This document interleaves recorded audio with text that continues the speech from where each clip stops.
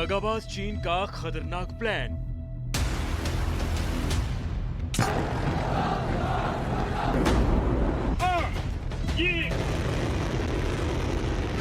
Sri Lanka centre, Bharat पर नजर।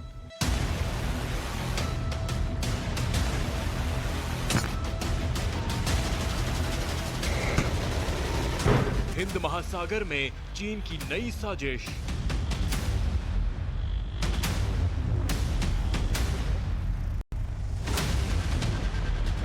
Dragon का डेंजर एजेंडा एक्सपोज्ड।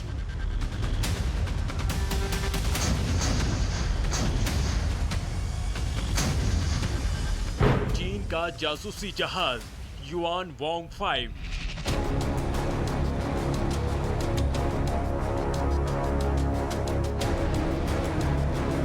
श्रीलंका के बंदरगाह से चीन की जासूसी।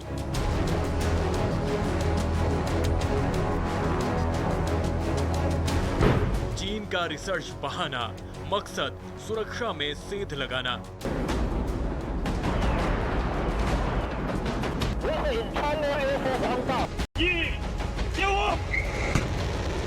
महासागर में महासाजिश।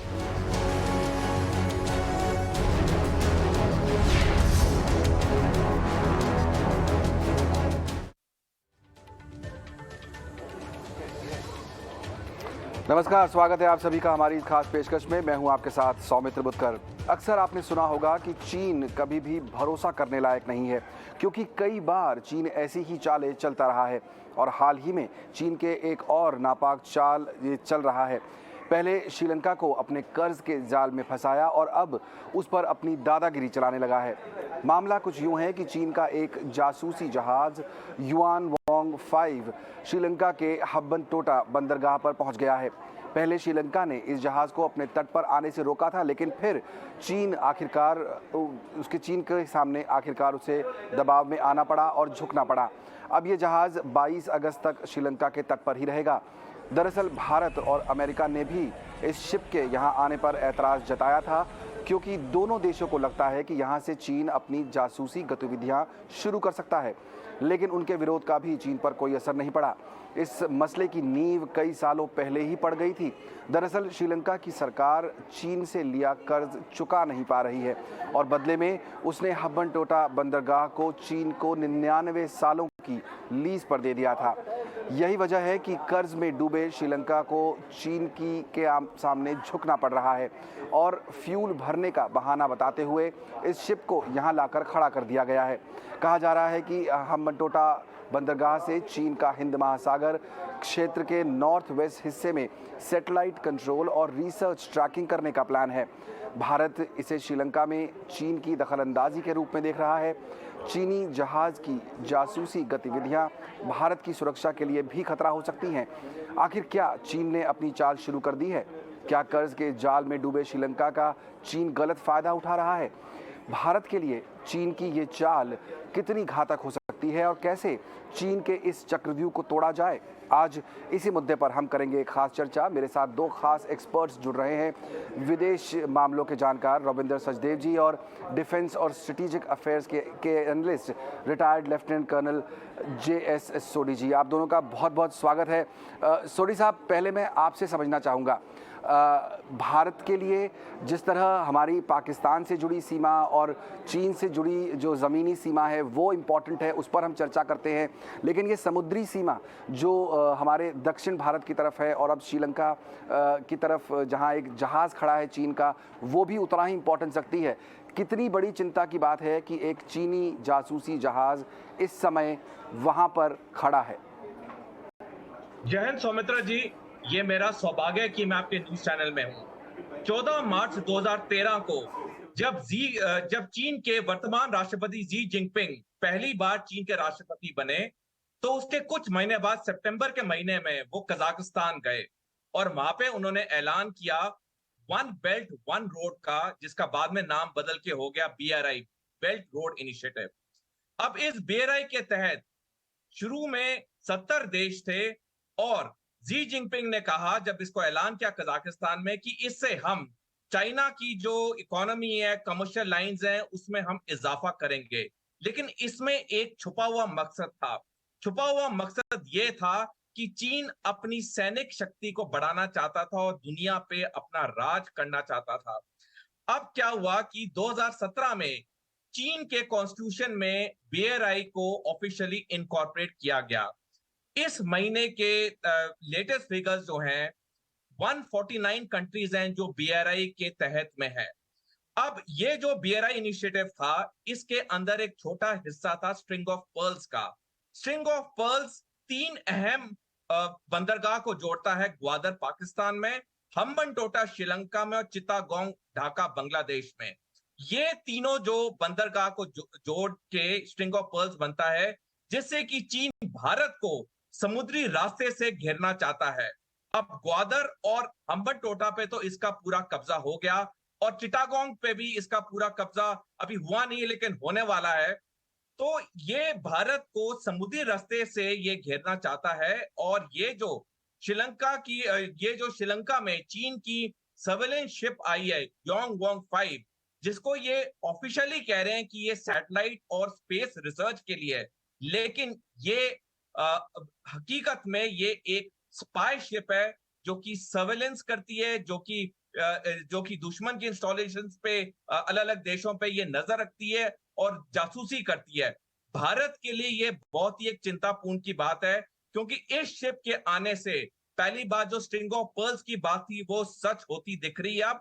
दूसरा, ये शिप आने से भारत के कई nuclear installations, military installation, naval installations पे ये शिप जो है ये निगरानी रखेगी और हमारी जो खबर है ये शिप इकट्ठा करेगी।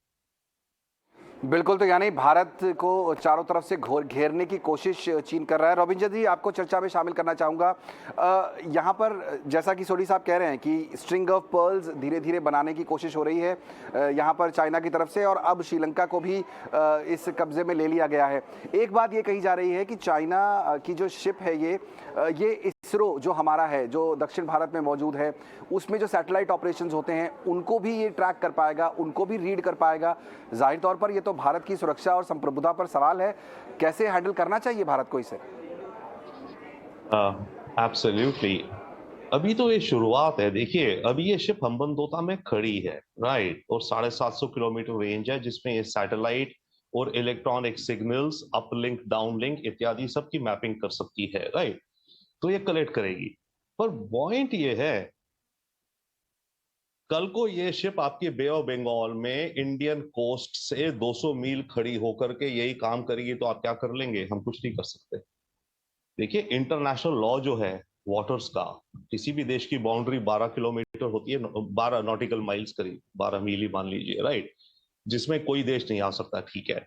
उसके अलावा 24 होता है नॉटिकल माइल, उसमें भी आपका कुछ ज्यादा, फिर मैक्सिमम होता है 200 नॉटिकल माइल आपकी कोस्ट से, जो कि आपका एक्सक्लूसिव इकोनॉमिक जोन होता है किसी भी देश का, राइट। उस देश में दूसरे देशों की समुद्र जहाज आ सकते हैं, पर वहां पर मानो वो इकोनॉमिक एक्टिविटी नहीं कर सकते। पर 200 नॉटिकल माइल के दूर तो कोई भी शिप आके खड़ी हो, आ रही हो, जा रही है, आप कुछ कर ही नहीं सकते। तो ये जो शिप का जो सिग्निफिकेंस है इज मोर देन हम्बनटोटा, मैं ये कह रहा हूँ। हम्बनटोटा में तो अभी ये खड़ी है, राइट, मानो कह रही है जी रिप्लेनिश करना था, बट वही एडवांटेज है जो स्ट्रिंग ऑफ पर्ल्स की बात है। चाइना से जियांगमिन जहां से अपने बेस से चली हम्बनटोटा करीब 5000 माइल्स है, नॉटिकल माइल्स या माइल्स मान लो, राइट। यहाँ आके मानो फ्यूल रिप्लेनिश कर रही है, क्रू को रेस्ट कर रही है, ये वो इत्यादि कर रही है, और खड़े होकर जो से करना है वहीं पे ऑलरेडी मैपिंग भी कुछ कर रही है मानो, ठीक है। पर वो तो कुछ नहीं है। अब पॉइंट ये कि चाइना ने जो अपने मिलिट्री एसेट्स बना रहा है चाइना में दुनिया भर में, वो अपनी नेवी की रीच एक्सपैंड कर रहा है। अगर यही हम्बनटोटा पोर्ट ना होता तो ये समुद्री जहाज जो यहाँ तक तो आता ना, क्योंकि यहाँ 5000 मील में अगर इसको दोबारा तेल चाहिए तो वापस भी तो घर जाना है, तो मैक्सिमम 2500 मील तक आता और 2.5 वापस जाता, ठीक है, अगर ये रेंज। अब हम्बनटोटा हो गया तो 5000 मील पूरा आ गया है, यहाँ पे रिप्लेनिश होके अनदर 2000 मील हमारी बे ऑफ बंगाल की तरफ चले जाए, यहाँ अरेबियन सी में चले जाए, बॉम्बे के कोस्ट से 200 मील दूर पे खड़ा हो जाए शिप, क्या कर लेगा कोई? कोई कुछ नहीं कर सकता। बिल्कुल वैलिड है, लॉजिकल है।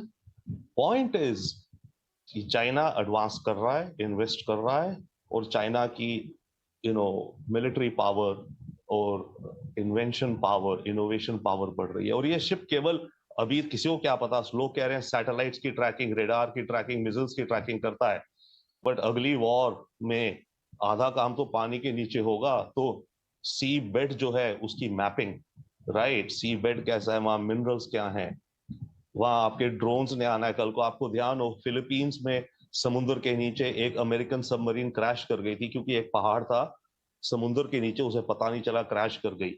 तो समुद्र बेड की मैपिंग करना, जीपीएस बनाना, बेसिकली गूगल मैपिंग करना समुद्री बेड की, वो भी एक बहुत बहुत अहम चीज है साहब आने वाले वक्त के लिए। तो चाइना इज डूइंग दैट। अब कहते हैं आप कि इसका तोड़ क्या है, इसका तोड़ साइंस एंड टेक्नोलॉजी और इनोवेशन है, और उस पर इन्वेस्ट करना है। हमें इसमें कोई तोड़ ही नहीं है। या तो फिर नॉट या तो, बट यस, इसके अलावा डेफिनेटली यस, हमें अपने जो भी हमारे इलेक्ट्रॉनिक कम्युनिकेशन सिस्टम्स हैं, जैमिंग सिस्टम्स हैं, बढ़ाने हैं।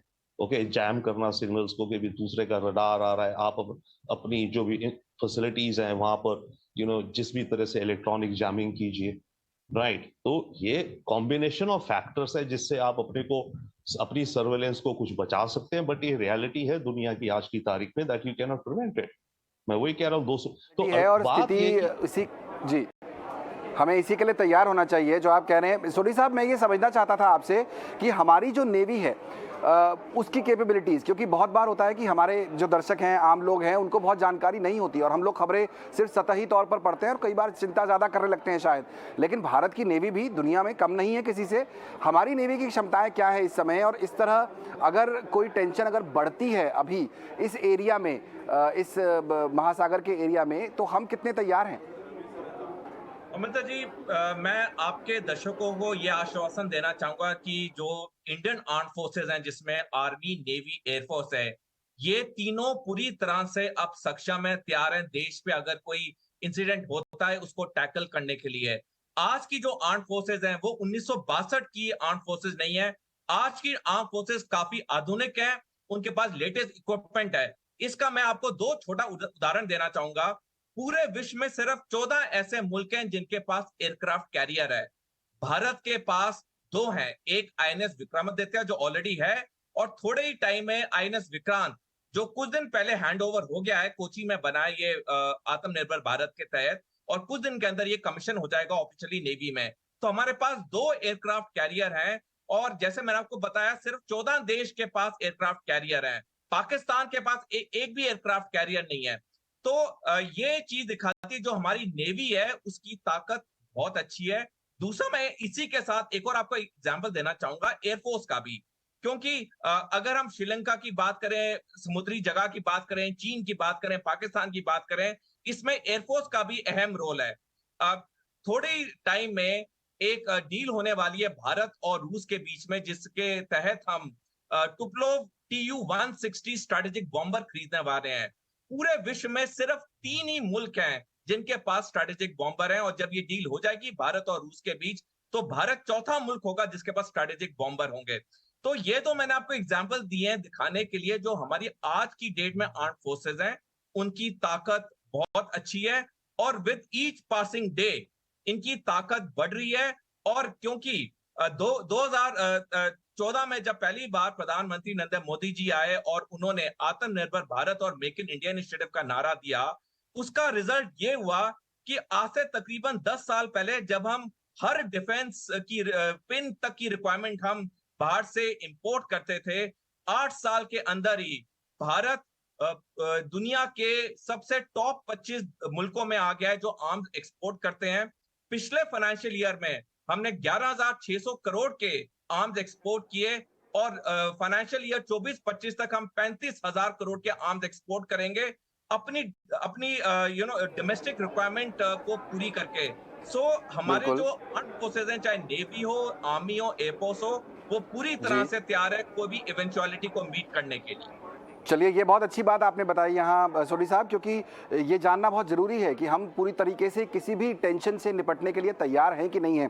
रविंद्र जी, एक सवाल मेरे मन में ये आता है कि इस समय दुनिया भर में अलग अलग जगह पर टेंशन चल रही हैं। हम रशिया और यूक्रेन की टेंशन देख ही रहे हैं, और उसके बावजूद रूस के राष्ट्रपति जो है वो बीच बीच में ये बयान देते आते हैं कि भाई हमें वॉर नहीं चाहिए। हालांकि जो उनके एग्रेशन हैं वो अपने लेवल पर चल रहे हैं। पॉइंट मेरा ये है कि देश का हर बड़ा नेता ये समझता है कि उन्हें वॉर नहीं चाहिए। किसी भी तरह की सिचुएशन अगर फुल फ्लेजेड वॉर हो जाती है तो उससे उन्हें भी उतना ही नुकसान है जितना सामने वाले ये देश को है। मेरा सवाल ये है कि अगर इस तरह की टेंशन्स बढ़ती हैं, यहाँ पर यूएस और इंडिया एक तरफ हैं, वो कह रहे हैं, चाइना को समझा रहे हैं, बता रहे हैं कि वो इंडियन ओशन में अपना जो है एग्रेशन न बढ़ाए, लेकिन चाइना नहीं सुन रहा है, उसका जहाज फिर भी वहाँ खड़ा है। क्या कोई डिप्लोमेटिक तरीका है इस पूरे मुद्दे को सुलझाने? क्या कोई ऐसा मंच है जहां पर ये आपस में आमने सामने आकर बात कर सकें और इस मुद्दे को सुलझाएं ताकि ये एक फुल ऑन अग्रेशन और वॉर की तरफ सिचुएशन न बढ़े? थैंक यू, बहुत बड़ा क्वेश्चन है। आज की तारीख में दुनिया में कोई भी शांति या रुकने की बात नहीं कर रहा है। हर देश ये कह रहा है कि मैं तेरे से ज्यादा पावरफुल हूँ। सिंपल, प्योर सिंपल ये हो गया। रशिया यूक्रेन को कहता है, यूक्रेन रशिया को कहता है, अमेरिका और नेटो रशिया को कहते हैं, रशिया नेटो को कहता है, चाइना ताइवान को कहता है, भारत चाइना को कहता है, पाकिस्तान हमें कहता है। हर देश यही कर रहा है। ये अनफॉर्चुनेट असलियत होगी आज की दुनिया में। जहां तक बात रही कि कोई फोरम है, टेक्निकली स्पीकिंग फोरम तो यूनाइटेड नेशंस होना चाहिए, पर यूएन बहुत ही ज्यादा इनइफेक्टिव हो रखा है और वो लोग आपस में बटे हुए हैं। इंडिया की जहां तक बात रही, इंडिया और यूएस डेफिनेटली चाइना के की थ्रेट को देखते हुए कोलैबोरेट कर रहे हैं, पर हमें रियलिटी भी देखनी चाहिए। हमें हमारे ऊपर प्रेशर आ रहा है और ये बढ़ेगा, और हमारे अपने लिए भी शायद ये हित में होगा कि रशिया से हमारे रिश्ते डाउनग्रेड होंगे। हमने ऑलरेडी यूक्रेन वॉर के बाद रशिया से 3 बड़े मिलिट्री कॉन्ट्रैक्ट कैंसिल करे हैं। एक मिग-29 का, एक मी कुछ 17 हेलीकॉप्टर्स और एक और। अभी जो टुकलो 160 की बात हो रही है, strategic bombers, honestly I am not sure कि हम इसमें कितना आगे जा पाएंगे या जाएंगे, क्योंकि हम पे अमेरिकन प्रेशर आएगा। बट यस, हम कह रहे हैं कि फॉरेन पॉलिसी हम अपने हिसाब से चलाएंगे, पर फिर उसकी हमारे को कॉस्ट भी देनी पड़ेगी। कॉस्ट या कॉस्ट बेनिफिट रहेगा। तो अमेरिका हमारे साथ है डेफिनेटली, बट अमेरिका भी अपना पाउंड ऑफ फ्लेश मांगता है हमसे। तो बॉटम लाइन ये है कि हमें इसी माइनफील्ड कह लीजिए से आगे गुजरना है, अपनी डिप्लोमेसी को, अपनी नेशनल सिक्योरिटी को लेकर के। एंड हमें अपनी कैपेबिलिटीज में जितना जल्दी हो इन्वेस्ट करना है, जितना ज्यादा हो। और पार्टली आप एक बिजनेस चैनल है, जितनी हमारी इकोनॉमी बेहतर होगी उतना हम अपने डिफेंस में बजट और होगा होपफुली एलोकेट करने को। और ये कल की वॉर जो होने जा रही हैं, सारे एग्जांपल्स देखे, बहुत बदली हुई नेचर है इन वॉर्स की। और हम 1962 के नहीं है, तो हमें यह भी ध्यान रखना चाहिए कि चाइना भी 62 का नहीं है, अमेरिका भी 62 का भी नहीं है, पाकिस्तान भी नहीं है। पूरी दुनिया बदल रही है, पूरी दुनिया में टेक्नोलॉजी एडवांसमेंट्स हो रही है। तो हमें डेफिनेटली यस, अपनी इस जहां भी हम पहुंचे हैं हमें इसमें आगे और खूब तेजी से चलना है। और एक लास्ट पॉइंट मैं कहूंगा, कमिंग बैक जो आपने कहा मंच की बात, मेरे विचार से अगर ग्लोबली देखा जाए तो इस समय भारत के पास मौका है। देखिए, शांति की कोई बात नहीं कर रहा है भारत। हम कहते हैं वासुदेव कुटुंबकम, उसको साइड में रखो। वर्ल्ड इज वन फैमिली कोई समझता नहीं है। फैमिली आपस में मारकूट करते हैं, भाई बहन माँ बाप को, राइट। हमें इंडिया को दुनिया में लेके जाना चाहिए, जियो और जीने दो, लिव एंड लेट लिव। इस पे ग्लोबल कॉल करो लीडर्स को, जो भी बनते हैं, बाइडन पुतिन आएंगे तो नहीं, पर भारत की ये लीडरशिप बनती है आज की तारीख में, अपनी रिस्पॉन्सिबिलिटी मेरे विचार से, कि दुनिया में एग्जैक्टली जो आपने कहा, कैसे हम सब लोग जियो और दूसरे को जीने दो। वरना तो वही होगा, भारत में चाइना हमें जीने देगा, हम गलवान करेंगे, हम लड़ेंगे, हम सर्वाइव करेंगे, क्यों नहीं करेंगे, हर देश करेगा, लड़ेगा। तो ये जियो और जीने दो की बिग पिक्चर लेके मोदी जी हमारे प्राइम मिनिस्टर कॉल करें वर्ल्ड, दुनिया में कोई तो कुछ शांति की बात तो करो यार, कि कोई कहीं क्या हो रहा है दुनिया में। ऑनेस्टली ये दुनिया is heading towards very very dark scenarios. आप हर तरफ देखिए। अब जहां तक बात रही हमारी और चाइना की, स्पेसिफिक असलियत है, चाइना हमसे n नंबर ऑफ टाइम्स बड़ी इकोनॉमी है। चाइना का डिफेंस बजट हमसे 4 गुना है ऑलमोस्ट, राइट। चाइना रिसर्च और डेवलपमेंट में बहुत ज्यादा परसेंटेज कंपेयर टू अस डालता है। चाइना एक और चीज कर रहा है, चाइना ने अपने प्राइवेट सेक्टर को एक अभी अमेंडमेंट लेजिस्लेशन के द्वारा प्राइवेट सेक्टर को कंपलसरी कर दिया है कि गवर्नमेंट की कोई स्ट्रेटेजिक रिसर्च हो रही है तो प्राइवेट सेक्टर को उसमें कोलैबोरेट करना है और उसके साथ काम करना है। जब वो सारी चीजें भी कर रहे हैं तो हम भी काफी कुछ कर रहे हैं, राइट। बट हमें अपने दुश्मन की या दुश्मन को सारे ऐसे कदम हैं, जी हाँ, बहुत सारे ऐसे कदम हैं, जैसा भी आप भी बता रहे हैं, जो अभी उठाने ज़रूरी हैं। और सिर्फ हम ही नहीं, ये जो तरक्की हो रही है, जो टेक्नोलॉजिकल एडवांसमेंट की हम बात कर रहे हैं, वो दुनिया के सारे ही देशों में हो रही है ज़ाहिर तौर पर। और जो वॉर्स आने वाले समय के हैं वो और ख़तरनाक और डेंजरस होते जाएंगे, और इसलिए किसी को तो पहल करनी होगी। भारत वो पहल कर सकता है। बहुत बहुत शुक्रिया आप दोनों का समय निकालकर आज इस चर्चा में शामिल होने के लिए। तो इम्पॉर्टेंट बात यह है कि चाइना अपनी दादागिरी जो है वो दिखाने की कोशिश कर रहा है इस पूरे रीजन में। एक बार फिर से स्ट्रिंग ऑफ पर्ल्स बनाने की कोशिश, एक पोर्ट पाकिस्तान में, एक श्रीलंका में, एक बांग्लादेश में, उसको जोड़ने की तैयारी यहाँ है। और अब यहाँ पर इस पूरे मामले को निपटने के लिए भारत को भी तैयार होना होगा, चाहे वो टेक्नोलॉजी हो या फिर नया इन्वेस्टमेंट।